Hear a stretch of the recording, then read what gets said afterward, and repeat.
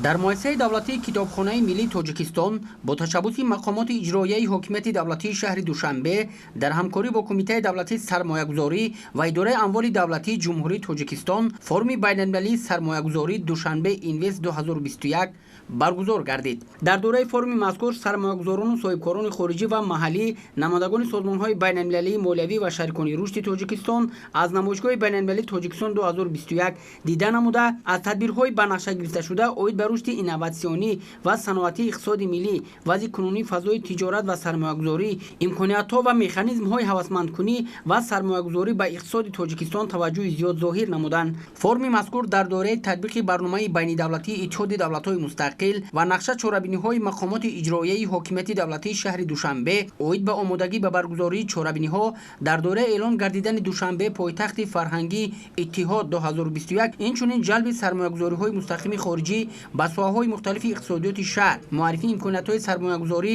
ва сайёҳии кишвар, ҷалби сайёҳон, рушди имкониятҳои соҳибкорӣ ва таҳкими ҳамкориҳои бародаршаҳрӣ роҳандозӣ гардидааст. Дар оғози форуми байналмилалии сармоягузорӣ Душанбе Инвест 2021 раиси шаҳри Душанбе муҳтарам Рустами Эмомалӣ ба таври маҷозӣ меҳмонон ва иштирокчиёни ин чорабинии бошукӯҳро хайрамақдам гуфта, иброз доштанд, ки форуми мазкур барои боз ҳам беҳтар гардидани фазои сармоягузорӣ дар ҷумҳурии Тоҷикистон, рушди соҳибкорӣ, тақвияти ҳамкориҳо ба соҳибкорону сармоягузорони ватанию хориҷӣ ва рушди иқтисоди мамлакат шароити мусоиде фароҳам меорад. Фазои сармоягузории Тоҷикистон, бахусус пойтахти он шаҳри Душанбе, бо заҳмату талошҳои бевоситаи пешвои миллат Президенти ҷумҳурии Тоҷикистон муҳтарам Эмомалӣ Раҳмон беҳтару хубтар гардида ба марҳилаи сифатан нав баромад. Раиси шаҳри Душанбе муҳтарам Рустами Эмомалӣ дар баромади худ ҳамчунин изҳор доштанд, ки татбиқи босамари ислоҳоти иқтисодӣ таи солҳои охир имкон дод, ки рушди устувори иқтисодиёти кишвар ба таври мунтазам рушд намуда, бо муҳайё намудани имкониятҳо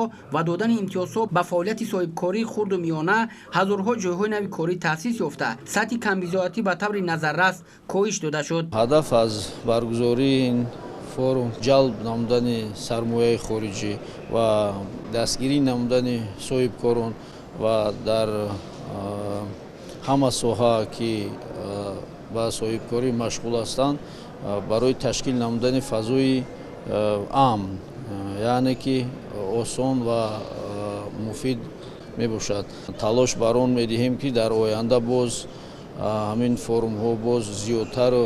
бештар гарданд. Бо назардошти номуайянӣ дар рушди иқтисоди ҷаҳонӣ, ҳадафи форум ба се самти асосӣ равона гардидааст. аз ҷумла рақамикунонии иқтисодиёти ҷумҳурии Тоҷикистон, рушди иқтисоди сабз дар ҷумҳурии Тоҷикистон, рушди иқтисоди ҷумҳурии Тоҷикистон дар давра ва баъди пандемияи COVID-19, ҳамчунин ҷиҳати боз ҳам фарохтар фаро гирифтани шумораи зиёди ширкаткунандагон, форум дар шакли онлайн низ фаъолияти худро ба роҳ монд. Хоҳишмандон тавонистанд дар дилхоҳ нуқтаи ҷаҳон ба ин форум бипайванданд ва аз муҳтавои он баҳраманд гарданд. ҳамзамон дар кори форум муовини якуми сарвазири ҷумҳурии Тоҷикистон Давлаталӣ Саид, инчунин намоядагони сатҳи баланди давлатҳои хориҷӣ ва роҳбарони ширкатҳои сармоягузор, соҳибкорон ва дигар шахсони расмӣ баромад намуданд. мақсади гузарондани форум ин беҳтар гардонидаи фазои сармоягузорӣ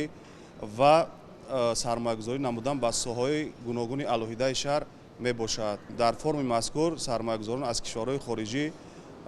ташриф оварданд ва дар форуми мазкур иштирок намуда истоданд, ки мақсади онҳо яъне бунёд намудани корхонаи муштарак дар шаҳри Душанбе мебошад, ки барои таъмин намудаи ҷойҳои нави корӣ, яъне беҳтар намудани фазои сармоягузорӣ дар шаҳри Душанбе мусоидат менамояд. дар доираи чорабинии мазкур байни субъектҳои бахши давлатию хусусӣ, соҳибкорону сармоягузорон 11 санади нави ҳамкорӣ ба маблағи беш аз 5 миллиард сомонӣ ё худ зиёда аз $500 миллион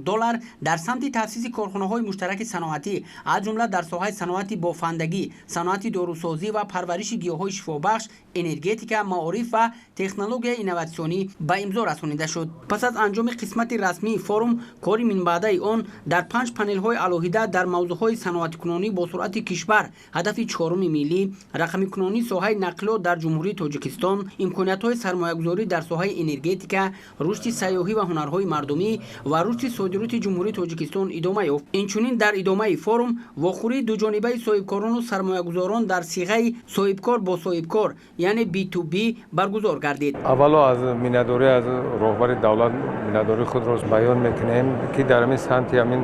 дастгирии соҳибкорӣ бисёр дастгириҳои беназир мекунанд. аз он ҷумла дар бахши خوراک پرنده و امتیازهای راهبر دولت ما تعداد زیاده از 60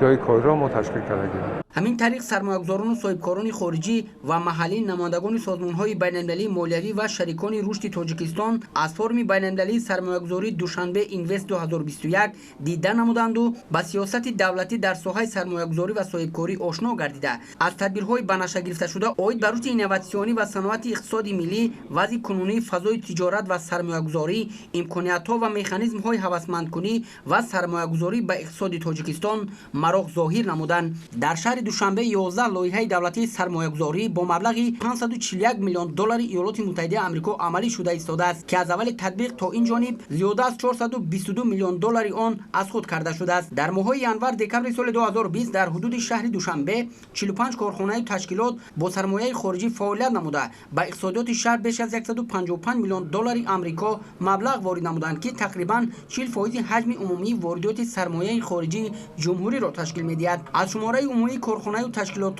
29 کارخانه با مبلغ عمومی 53 میلیون دلار آمریکایی سرمایه مستقیم و 16 کارخانه با مبلغ عمومی 102 میلیون دلار آمریکایی دیگر سرمایه‌گذاری‌ها را جلب نمودند. این حال در شهر دوشنبه تطبیق سه لایحه دولتی سرمایه‌گذاری که به واسطه از جانب مقامات اجرایی حکومت دولتی شهر دوشنبه اداره کرده می‌شود ادامه دارد. در برابر صاحبکاران و سرمایه‌گذاران داخلی در این فرم همچنین صاحبکاران و سرمایه‌گذاران از زیاده از 25 کشور جهان اشتراک نمودند. لازم به ذکر خاص است که طی سال‌های اخیر با دستگیری‌های به واسطه اساسگذار صلح و وحدت ملی پیشوای ملت پرزیدنت جمهوری تاجیکستان محترم امامعلی رحمان و رئیس شهر دوشنبه محترم رستم امامعلی رشد صاحبکاری و سرمایه‌گذاری در کشور با مرحله صفتا نو برآمد. بدین وسیله در کشور خصوصا در پایتخت مملکت جای‌های نوی کاری فراهم آمدند که آن توانست در کاهش دادن سطح کم‌بضاعتی مساعدت نماید.